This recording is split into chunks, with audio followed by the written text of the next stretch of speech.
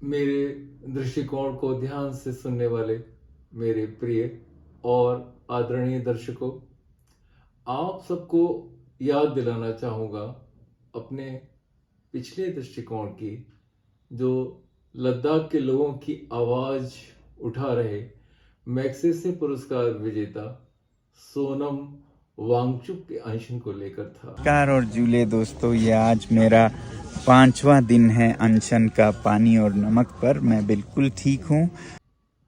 बुधवार को शुरू हुआ उनका ये अनशन 21 दिन का है और अभी ये लगातार जारी है।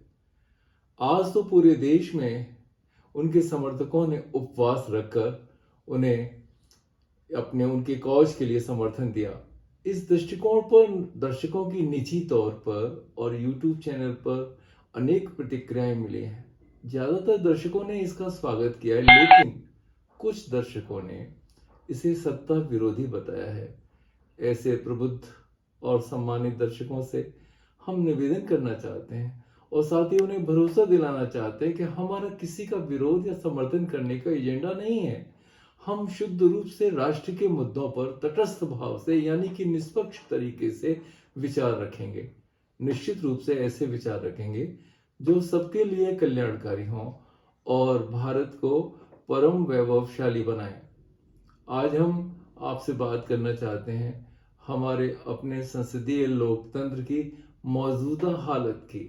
माना जाता है कि लोकतंत्र 4 खंभों पर टिका होता है: विधायिका, कार्यपालिका, न्यायपालिका और मीडिया। इन्हें एक दूसरे को जांचते परखते रहना चाहिए और आपसी संतुलन यानी कि बैलेंस बनाए रखना चाहिए। इनमें से अगर हम पहले खंभे की बात करें तो पहला खंभा है विधायिका। विधायिका के लिए मतदाता वोट डालकर अपनी पसंद के उम्मीदवारों को चुनकर राज्य विधानसभाओं और लोकसभा में भेजते हैं। जिस राजनीतिक दल के, जिस पॉलिटिकल पार्टी के उम्मीदवारों को बहुमत मिल जाता है, वो पार्टी सरकार बना लेती है। इन पार्टियों का चाल, चरित्र और चेहरा अब तक के अनुभव से बहुत उम्मीद नहीं बताता, खासतौर से सकारात्मक उम्मीद नहीं बताता। सत्ता में आने के बाद सभी पार्टियों की बोली बदल जाती है। विपक्ष में रहते हुए जो नीतियां उन्हें गलत लगती हैं, सत्ता में आने के बाद वो उन्हें अपनाने लायक बहुत अच्छी लगने लगती है।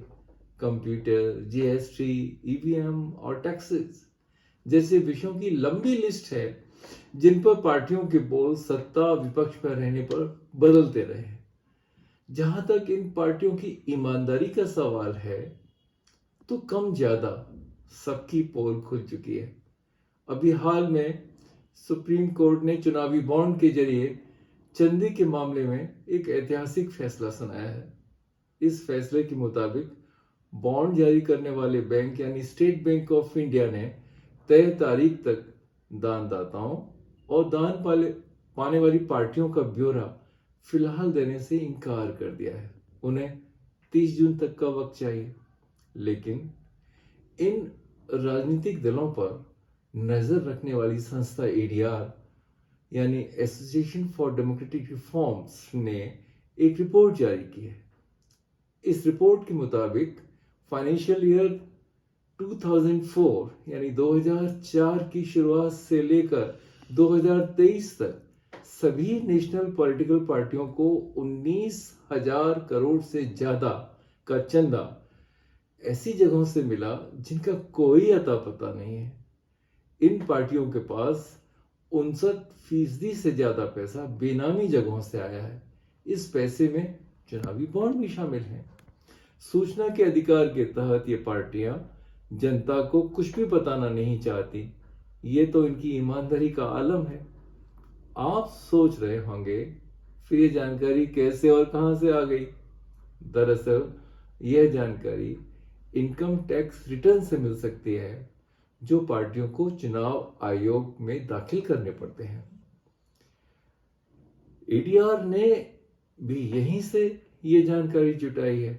इस रिपोर्ट की एक बात यह भी गौर करने लायक है कि कमोवेश सभी दल एक जैसे हैं। इस रिपोर्ट से ये बात जाहिर हो जाती है। ये जनता को लगने लगा है, ये जनता को महसूस होने लगा है। शायद यही वजह है कि महाराष्ट्र के मराठवाड़ा इलाके, खासकर धाराशिव और बीड के लोगों ने आंदोलन का एक नया और नायाब तरीका खोज लिया। वे अगले लोकसभा चुनाव में एक निर्वाचन क्षेत्र में 1000 से लेकर 3000 उम्मीदवार खड़े करने की योजना बना रहे हैं। इस घोषणा से स्थानीय प्रशासन बड़ी दिक्कत महसूस कर रहा है। धाराशिव के डीएम ने तो चुनाव आयोग को पत्र भी लिख दिया है कि ऐसी सूरत में वह क्या करें। दरअसल ईवीएम से एक चुनाव क्षेत्र में 64 उम्मीदवारों से ज्यादा उम्मीदवार होने पर चुनाव नहीं कराया जा सकता। एक ईवीएम मशीन में 16 प्रत्याशियों के नाम आते हैं और एक चुनाव क्षेत्र के चुनाव में हर बूथ पर 4 से ज्यादा ईवीएम मशीनों का इस्तेमाल तकनीकी तौर पर पॉसिबल नहीं है। ऐसी स्थिति में मतपत्र यानी बैलेट पेपर से चुनाव कराने का नियम है, लेकिन इतनी बड़ी संख्या में बैलेट से चुनाव कराना भी बहुत मुश्किल है। यह सवाल भी सोचने लायक है कि यदि बड़े स्तर पर अगले चुनाव में निर्दलीय प्रत्याशी उतरे तो क्या यह अदलीय शासन व्यवस्था यानी पार्टीलेस डेमोक्रेसी का बीजारोपण होगा। इस शासन प्रणाली के बारे में doctor M N Roy, Mahatma Gandhi, Vinoba Bhave और जयप्रकाश नारायण ने अपने समय में काफी चर्चा की थी। मेरे विचार से देश की शासन व्यवस्था के बारे में जनता को ज्यादा रुचि लेनी शुरू करनी पड़ेगी और आंदोलन के परंपरागत तरीकों के बजाय आपसी बातचीत मानी म्यूचुअल डायलॉग बढ़ाकर एक राय कायम करने का निश्चय करना होगा। ऐसे प्रतिनिधियों को चुनना पड़ेगा जो शासन व्यवस्था के मामले में विजनरी हो, यानी कि उनमें बुद्धिमत्ता एवं कल्पनाशीलता हो, साथ ही गहरी देशभक्ति का भाव हो। उन्हें उनके कर्तव्य से कोई भय, लोभ और दबाव डिगा न पाए। कम से कम धन बल और बाहुबल के असर से तो बिल्कुल बाहर आना होगा। हमारे कहने का मतलब यह कतई नहीं है कि मौजूदा पार्टियों में ऐसे लोग नहीं हैं। जरूरत उन्हें बस पहचानने की है। आज बस इतना ही।